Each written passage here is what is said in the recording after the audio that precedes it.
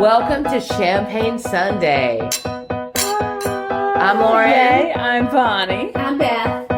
And we're going to talk about life After divorce. And living The best life. and the life you love. Yes, living the life you love on that other side. Cheers. Cheers. Welcome.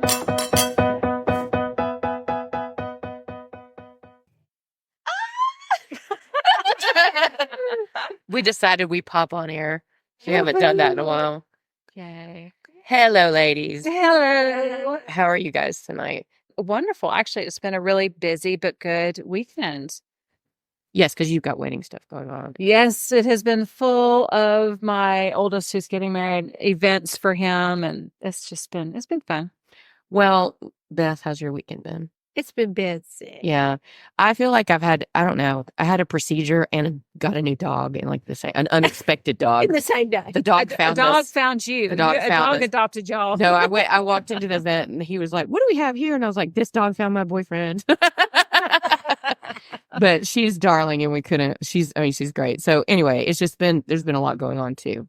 All right. But today, so at some point in the busy last week, I did see this New York Times article and I didn't have a chance to read it because I just need to go ahead and get a subscription because I do have it. That was $1 a week or whatever it is. But I saw a post about an article that I need to read in the New York Times, and it was about something called kinkeeping, and this is how they define it.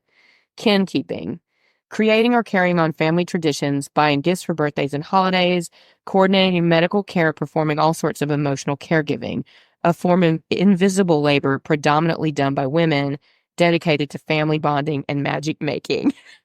And I thought, wow, that's just so true. And that's such a very specific job title, Yes. that seems to, yes, be done by women, even post-divorce. Like Well, the it's- family matriarch. Yes. Well, and it's kind of interrupted in divorce, and it leaves a strange disconnect in some ways because you have to, where do you set boundaries? How much do you continue to keep up with? Because it feels like you're doing it for your ex, but really is it for your child and all of that? So how do y'all do kinkeeping? Like, what would you consider Well, I don't really have a relationship with my ex's family. And we really weren't we lived so far apart and there really wasn't that much he wasn't also very not super close to them. So there wasn't a lot of that to figure out. But I will say in my divorce, I've still done the sort of scheduling things, the doctor's appointments and I text my ex all the time to make sure that our child gets to rehearsal or that he's Or doesn't. or doesn't. Sorry. Or this I past had week. to laugh. I had to laugh. Or at least at the right place. Or that, or that my ex remembers that he's got XYZ. And because I know him and I know he doesn't know those things, remember those things. So that's, or look those things up and or make sure they're on it his radar. frustrates me because I know that if I don't, he will forget it because he has. It's already been proven that that's something. So that's what I find in my life that I specifically do. I would say the other thing about magic, all of that, I do a lot of that with just my son. But I also see my mom doing that a lot in her role with not just our family, but her husband is my stepfather. And she's really become that for his family too. So she does a lot of that, I would say. Yeah, my mom has always been good about that. She's made sure that, so when my boys were little, before I had my daughter, and I'd want to do stuff. I was stay-at-home mom, and my husband didn't ever want to go anywhere. So she'd be like, "Well, we'll go." And she took us to go see the elves in Chattanooga at the train station. And she took us to go see, Thomas the Tank Engine. And she would go, let's just go and go to the zoo here. Let's go visit that there. Most of the reason that I'm a traveler is because my mom took us everywhere. Yeah. She lived in the North when I was little. That sounds like she's a Viking or something, but she lived in she's not. And you weren't really little. You were high school, right? Well, I was middle school. I was 12, 13. And but she lived in Delaware, and when we would go up for the summer, we went to New York or we went to Philly, and we'd go to like science centers and to, the theater. Like we did all these fun things with her. Like, so the magic making was hardcore. Okay. And so as moms in that sort of hard, Yeah. I think we're all kind of like, are you arrange your kid's birthday party? Oh, yeah. Yeah,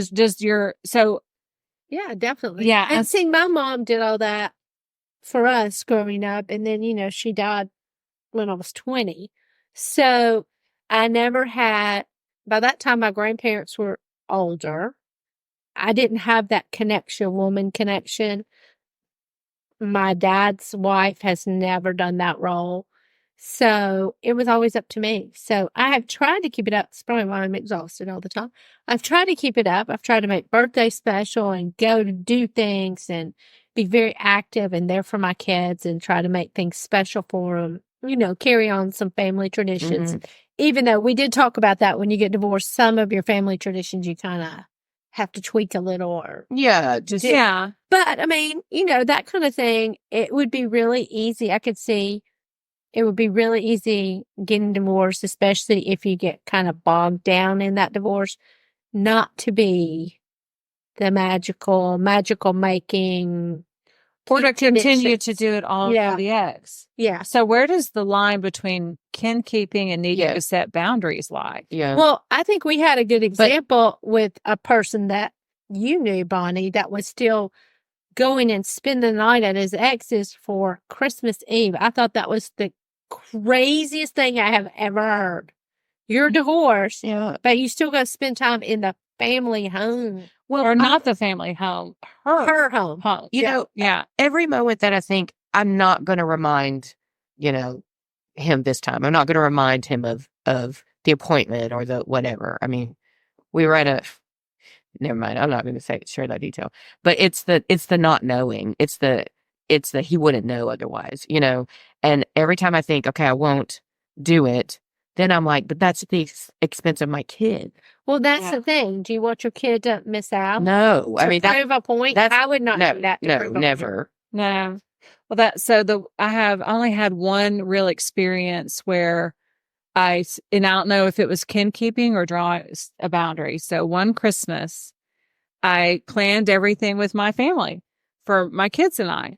Well, my ex didn't plan anything with the kids. He was expecting me to plan the things with the kids for him and say, okay, here's your time. And I didn't do that because I was drawing a boundary saying, okay, there's no longer my responsibility to manage your relationship with your children. Yeah. Now, granted, our children were older. They were high school and above at this point in time. And I remember one of my kids got very upset with me because he's like, Dad says you're trying to keep us from him. And I'm like, well, when did he ask you to do anything? Mm-hmm. Yeah. Yeah, but and so at one, for my kids and knowing my ex was an alcoholic, I don't know if that was something I should have continued and been like, okay, I'm going to make sure that your dad has an opportunity. He knows that because he probably wasn't thinking all that straight, or if it truly was me setting a boundary, because that's kind of a real gray area.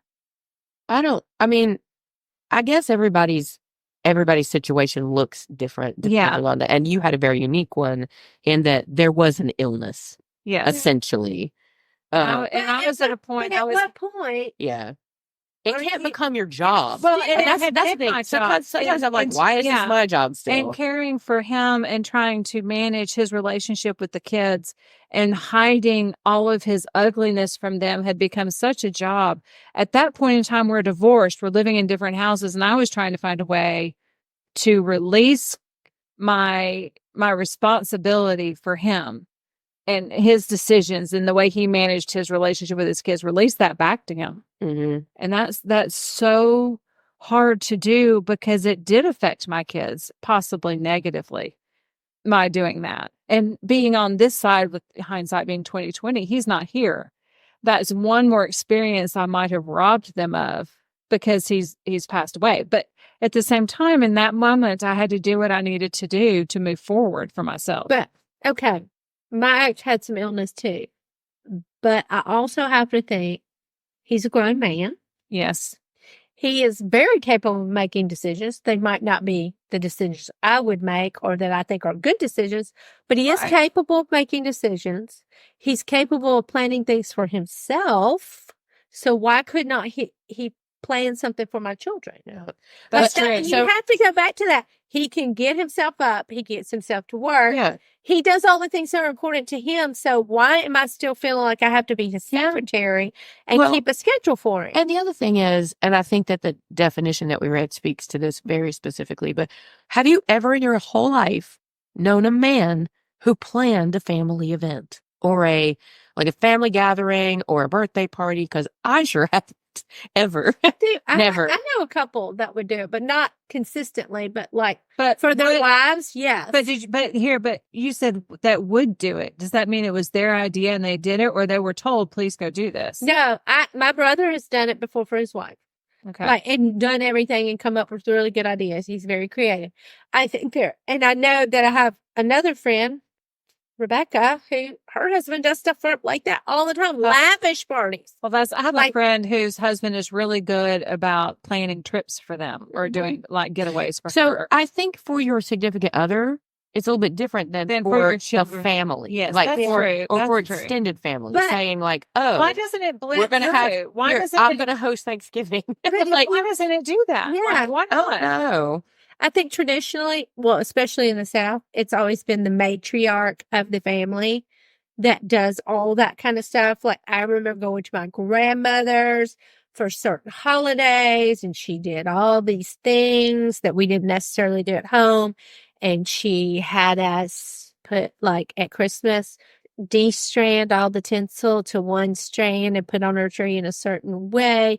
And now looking back, it kept us busy and out of her way and doing productive things in her house. But it was a tradition that we did every year, finding the red bird on the tree, the red bird ornament that, of course, nobody wanted because it's flea bitten and it's like from 1930s, but it's on my tree every year. I mean, just things like that. But I think the mothers and the grandmothers, I think in the South, Pass that down. despite what you think about the good old boy system, it is a matriarchal society down here. The women keep the family recipes. The women cook the family recipes. The women plan the parties and do all the get-togethers and get the perfect shower gift and the perfect birthday gift and Remember the birthday. wake you up with a cake extended on your people's birthday birthdays. and Oh, hang the banner like I did for my children. Hang the banner up, the special birthday banner when they went to bed the night before. I mean, women do all that stuff. Mm-hmm.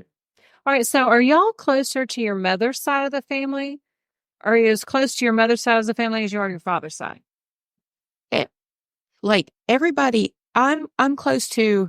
So basically, both my parents only have their siblings left. There's no.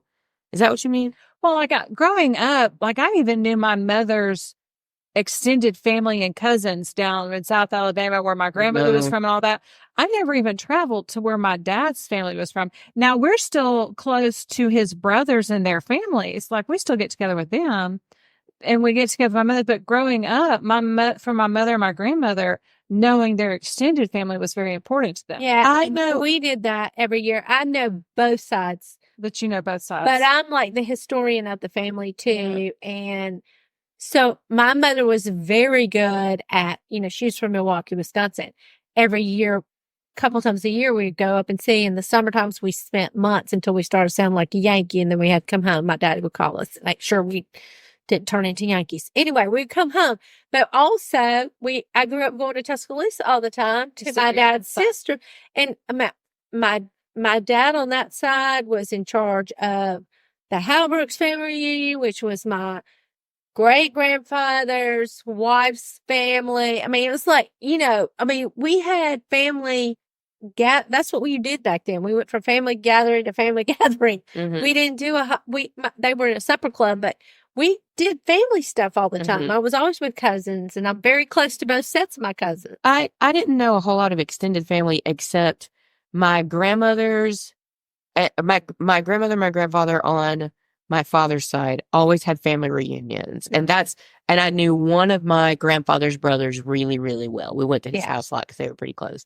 My mom's side, there was a big rift, and so I don't know any of them. I just know my cousins really. So, but we never see our extended family. Well, I look at it this way. I never had sisters. I have one brother, and I have cousins, and that's who I can call my cousins and say, what do you think about this? And so it was a big gift to me that we had that and that my mother continued that. Both of my grandmothers were big into it. It was good for me because now I'm sitting here kind of by myself. So it's nice to have that. It's also nice to have those family traditions. Well, recipes. There's also I mean, you can have as many friends as you want, and like you can have friends that feel like family. I have lots of friends that feel like family, but nobody specifically knows your family like your That's and true. your specific brand of weird. You know what I mean? Yeah. Like, and everybody is weird. Everybody has their specific. Well, it has their odd strange thing. traditions. Yeah. We have, come out the red bird. We have a green-haired angel from, I don't know, 30s, 40s. I mean, it's old, and it's like her hair's turned green. And I have a weird angel that's from the 40s or 50s from my grandmother's tree that has no arms. She's just like a little ball. She's like the Venus de Milo, not the Venus de Milo, Winged Victory. And then she just has these like wonky little wings that are made out of wire. It's so, and I stick her right on the edge of my tree every year. Yeah, I love it. Well, no, and I have tried to keep alive some of the traditions that my ex-husband had for our kids, just because they were important to him. They were what he added, and I want them to remember him, because there were things that when we were a young family before alcoholism took, its hold that made things fun that he participated in. That's really good. So, but that's, but it's strange, this kin keeping. Yeah. And setting boundaries at the same time. Yeah. Because, especially as the kids get older, if your ex can find the schedule online for the school, if your kid is in a sport, they publish those. You don't have to share it. Makes it do it crazy. You can share a schedule and say, how could you not know? You have the calendar just like I have the calendar. Why am I responsible for this? And Lauren, you're in that place where your kids can't travel. I'm just going to share this recent story just because it reminded me. So my son recently had a very important appointment that was for a diagnosis. Nothing bad. It was just like an important diagnosis that I needed to hear. Well, I made the appointment. I had been to that doctor already with him. Like I was the one in charge of it. But it fell on a day that my ex had custody. So he said, I'll take him to the appointment. And I was like, well, I'm going to the appointment also because I want to hear what this doctor says. So we get there, we're in the waiting room, and I'm like, this is the strangest feeling. Like at one point, we might have been doing this together. Like, and then I was like, what am I talking about? No, we didn't. We never did that. I was with him. Yeah. In the waiting room. He never went to, yeah. And then that was your happy family syndrome. I had this little moment. I had this little moment that I was like, this is the strangest feeling. And I was like, oh, no, it wasn't. I'm mad at him again. So then we got back there and like, I'm asking all the questions. I'm getting all the, you know what I mean? Right. And then after it, because my son had another appointment that day for his ophthalmology appointment. And my ex wanted to take him to that as well. So we're leaving and my ex said, I said, don't forget the ophthalmologist appointment. And he said, what's the ophthalmologist's name? And I said, I'll text it to you. But like, he's seen this person since he wore glasses. I mean, it's 4 years at least. So he just never I was like, okay, well, all of what I already knew, Yeah. I have to say, when you get divorced, I don't know if everybody does. What's hilarious is I had my ex has final say over medical. And he doesn't bring you the medical stuff. It cracked me up, yes. But funny. What was hard for me was, if y'all are like me, and I don't know if the listeners are too, when you're the mother and the wife, you tend to make all the appointments and the school things, and you know the school calendar, and you know the after school activities because you're the ones driving them and arranging the rides and arranging everything. Yeah. The weirdest thing for me was to just stop thinking that we were a family unit doing this, because when you're doing that and you're married, you think everybody. I kept a calendar that was color coded, so everybody could see. It was that huge craft calendar, took up half my wall. I do that. I still But do that so that I at the know. same time, when we got separated and we were divorced, okay, granted, he never made the calendar, but we discussed it. It was there. It was visible. Our life worked like clockwork. It was nothing ever, it wasn't anything. And then the hardest thing for me was thinking that we were separate and he didn't know about it, or maybe he didn't look at it, or maybe he didn't look up the school calendar, or maybe he didn't know when one of my children was at dance or when my child was supposed to go soccer practice. Then the other thing was trying not to be ugly about sharing it. And then also giving up that control over it because it had just been such a part of me doing all that. And I was in control of that. And I was the one juggling all the balls.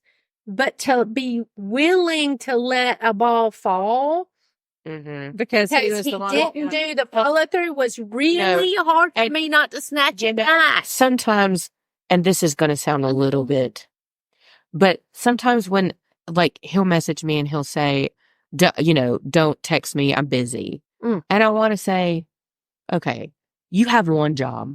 You have one job that you drive to every day and you come home. I am trying to do this stuff, like keep up with everything that he has to do, make sure that everybody knows what he has to do while I do my full-time job, my part-time job, and my other part-time job that I just picked up. Well, so it goes all over me. But yours is and try to be a happy person. It's almost defiantly non-communicative. Yeah. Like we know he is not willing to actually communicate about your child in a productive manner, no matter what. But Lauren, he did text you that. Mine would just say, I have reached my quota of texts for today. Always so helpful. Such a team player. Because, all right, so, you were talking about, so my experience is a little bit different in that I got to the point, I guess my boys they were little. I was out of town and I realized that my husband was drinking and had the boys. And he was only 2 blocks away from home. But I knew he was drinking and he had the kids and he was going to have to drive home. And I was so paranoid that from that moment on, for the rest of our marriage, I arranged it so he never drove the children at night. He never drove them. I made sure he never had to take them to a dance, had to take them to a practice, had to take them to anything, that I was available or I had somebody else picking them up or taking them there. And that absolutely excluded him from so much of participating in their life. Yeah. That it was because at that point in time, I didn't recognize it as alcoholism. I ran my part of our relationship, my marriage, he's a grown-ass man. And he's making this decision to drink and he's doing it on purpose and he should know the consequences. And if he's going to make these decisions, I'm going to do what I need to do to parent our kids instead of calling him on it and saying, what are you doing? I can't even trust you to drive our kids home. Do you understand? I think if I had, and probably nothing would have changed, but I did not recognize it as alcoholism early on. And instead, I enabled him further by making sure he had no more responsibility in our family. But hindsight is 2020. I had no idea that's what I was dealing with. I was so ignorant of that. I just knew they weren't safe, and my job was to keep them safe. Yeah. So that was even harder. So Giving up that control was, and be willing not to have all the balls in the air. Well, juggling was a hard I think at this moment, I have ultimately decided that I don't want my son to suffer, like to for anything negative to happen because I was being prideful. You know what I mean? Or like, yes. So that, ultimately I'm like, okay, he's probably going to get mad at me if I text him about this right now, But but it doesn't matter. I'm Okay, this making about sure your kid. that I'm covered with him. So. All right, so let's take this a step further. Okay. How many of you have done a will? No, because having just had to go through with the ex-husband who did not have a will when he passed means the state is then in control. We had to hire a lawyer. The lawyer had to, we had to hire or get an advocate for my daughter, even though she has me as a mother, to make sure she's represented with anything that he might have had for her. We had to spend so much money just to have things settled because he didn't have a will. And I'm looking at, I am now the only parent. So I've made sure that I have that because I was then terrified. I don't want my kids to have to go through. I have all one, of but that. it's much older. So I do need to revise and update my will. But I think it's something that's very important because especially as responsible parents, it just having to watch my kids have to go to all of these meetings because we were divorced, even though I feel like I became the wife again in divorce in so many ways when he passed. I took care of all of the little bitty things. And luckily my father stepped in and helped me take care of a lot of the things, but really they were the ones. Mm-hmm. And so they were the ones that had to make these decisions about things. So I didn't want him to have to do that. I don't want them to have to do that. Yeah. No, I definitely have to get one. I don't have one. Are there any other things like that y'all have found that crop up that you feel like you need to address? Well, I struggle with this all the time because, Bonnie, you have family that steps in all the time and you have a sister. Lauren, you have sisters. Your mother lives next to you. Yeah, I don't really have. I have help when I need it. That I'm just stubborn about thing. Yeah. So I always worry that people, we need to do a whole special on Bonnie's death box and my death folder because I like my death box. hers is humongous. Mine is a folder like a briefcase size. Bonnie's takes up her dining room table. But it does have not that big. It's like a file box, like the big file boxes. Anyway, I do have that because I struggle with if something happened to me, my kids would have to know passwords. They'd have to know where all the papers are. They'd have to know. So what accounts do you have? What accounts do you know? Exactly. What do you owe? Who do you owe? So what I are the keys to this? The keys to that? Everything is out, and it's actually in my office if y'all need it. I'm just going to tell you. Mine's right there, but there's nothing in it yet. It hasn't made it into the folder yet because I'm sorting to make sure it's all updated, which, oh my gosh, it is overwhelming. And my one thing is, if I'm overwhelmed putting it together, how overwhelming would that be if it's not put together and my kids have to search for it? Yes. Would they even know where to search for it? Well, I have a friend whose father passed away ages ago, and she just found out he had another account she didn't know about. It's not that there was hardly anything in it, but still, she didn't know it was out there. Yeah. So, these are crazy things. And it's tough to have to think about, but I've kind of reached like I said at the beginning of the episode, I had a procedure this week, and it's something that I'm going to have done every year. Like, it's just going to be the thing. But afterward, I started thinking about the fact that I probably need to just have some of that together. I mean, I'm young, relatively young, but it's about time to just start making sure that stuff is in place just in case. Well, for you just don't know. I mean, you just need to have. Yeah. Well, and I'm paranoid now because I'm the only parent. Yeah. I'm my kid's only parent. So anything happen. I mean, this is it. I just feel like the only parent. Well, you are the only, but he's still here. Yeah. Is he? All right. So what is your favorite? Let's talk about just really quick, bring it back to the actual kin keeping. What is your favorite magic making thing you do for your kids? For any season, for anything, or just one memory where you were like, okay, I love that we did that or do that, or that's a tradition. My son and I, we love Disney. And I have been fortunate to get to go to Disney several times since he's in his life because I teach and we take groups a lot. And I hadn't even really been to Disney, but the first time we traveled, I was like, wait, this is really fun. So I've only taken him, just me and him, a couple of times, but that was one of the big things I did like that first year after the divorce was we had like a mommy son trip to Disney that was great. So I want to try to do that every once in a while. And then, just I can't think of on the daily specific things, but we movie a lot together. We love to go to the movies and basically just if he suggests a fun thing, we're generally going to do it. You just go with the flow. Or if he gets an idea. You went to a movie today that way. Yeah. He came over to church. He said, of course, his little brain was like, Mommy, this movie came out on May the 17th. I'd like to go see it today. And I said, finish that book. We'll go at 2:50. And that's what we did. So, but we just kind of roll like that. Like if he's like, oh, I want to build something, we do that, Well, that's, and you have to think when our kids look back at their childhood, what are they going to remember? I don't want my kids to remember necessarily the alcoholic part of their dad. I want to No. remember that he coached their baseball team or he did other things, but I want them to remember me Yeah. that we went and did stuff. We try to have a lot of whimsy. Yeah, I want That's- it, I don't yeah. I want it to be fun things.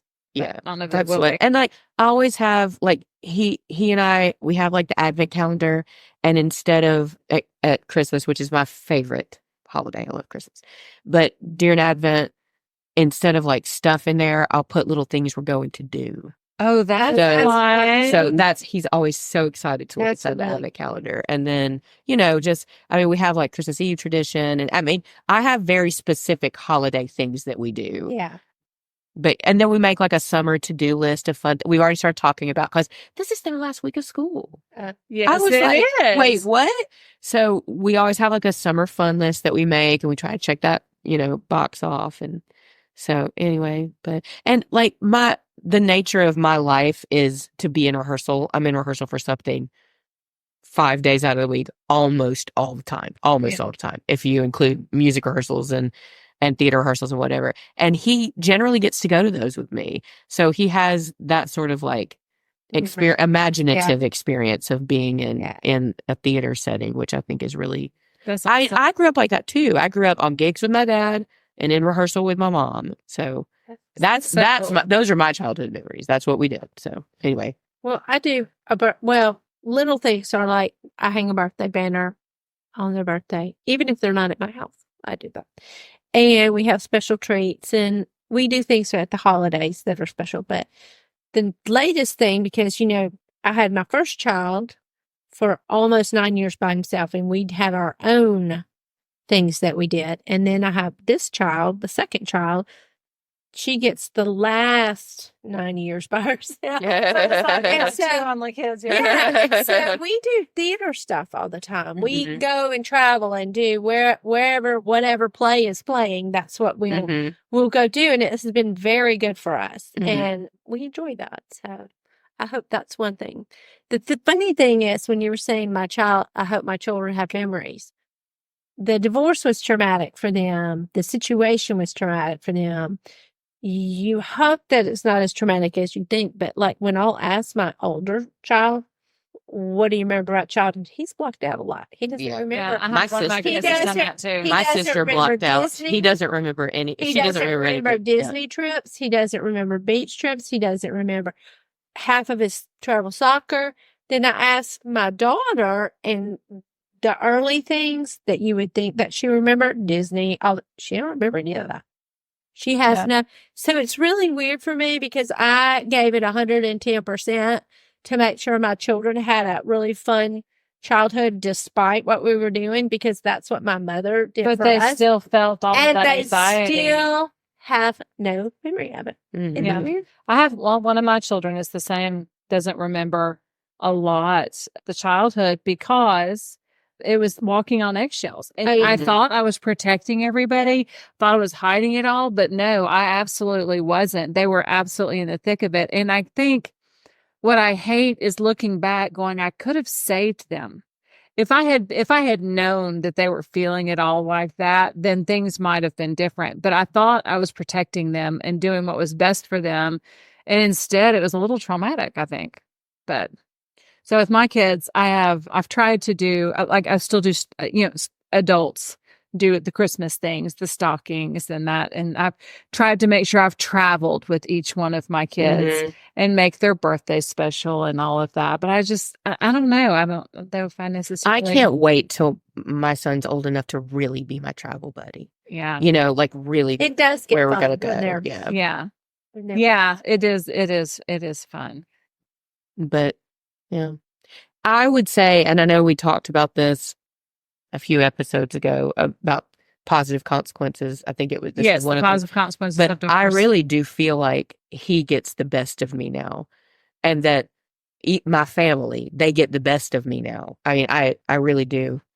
Well, it's such a different environment to not be walking on eggshells, to not have that anxiety of the friction between you and that person who's supposed to love you. When you hit that point where all of a sudden you realize you're not a team and you're pitted against each other, that and with no fault of your own, and even if but that pits you, they feel that. Yeah. And you feel that. And being in my house, and it's my space, and y'all, my house is a disaster. There's a kayak in my front hall. My dining room is completely unput together with crap everywhere, getting ready for wedding stuff and all of that. But it's living life. Like this is look at all the living that's happening. Yeah. But it's also not creating.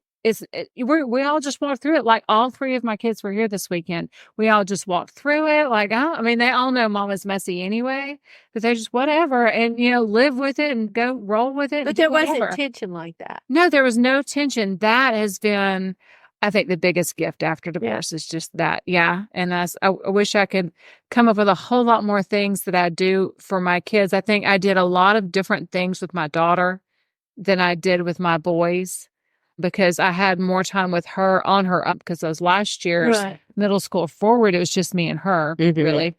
One of her brothers was here, but it just, trying to make sure that I feel confident that she can be an independent person. And we did home maintenance together, and we painted the walls together, and we will go, all of these little side missions and do whatever. And but it's different. And it wasn't necessarily fun, but it's fun memories for me. I felt like that. I lived with my mom. She lived in Delaware for a while when I was in middle school and high school, but then she moved back down my senior year in high school and my freshman year in college. And I lived with her, and we kind of had that, just like full time, okay, it was just the two of us. I've told y'all that when COVID just happened, surviving. You know what I mean? But it became figuring it out. We just became we were a great little symbiotic unit that worked and did whatever. But then I know that when COVID happened and both of the boys moved into this house, and this was all of a sudden this house. You guys were like, boys, ew. My daughter was like, "Hey, Mom, you remember that time when it was just you and me? Don't you miss that?" I really miss that time when it was just you and me. We're having a good time. That's right, because it's just you. Yeah, you've got. We have our own little routine. We do our own little dance, and it's good. And I hope that she will have that as her move forward with her daughter and her children. So, yeah, hopefully so. I know I've had a weekend full of. I was just trying to be available for my kids. I don't know if that'll end up being a fabulous Kinkeeping tradition or whatever, but if one of them says, "Hey, will you be my designated driver tonight?" Well, I think I'm like, "Yes, I will stay up till 3:00 in the morning to come get you. Just let me know." I will always volunteer. Can I just say, sometimes when it comes to family too, just like talking about family, that's really important to know when you've reached a limit, like when you need to say no to something, even if it's a family thing. Like my mother's, we had done a lot. We had been. She was home. They're not always home, but they were home for a stay, and they had hosted a lot. And it was coming up on Mother's Day, and I looked at her and I said, "Do you want to do something for Mother's Day?" And she said, "No, not really. We've just done so much lately." I said, "Okay."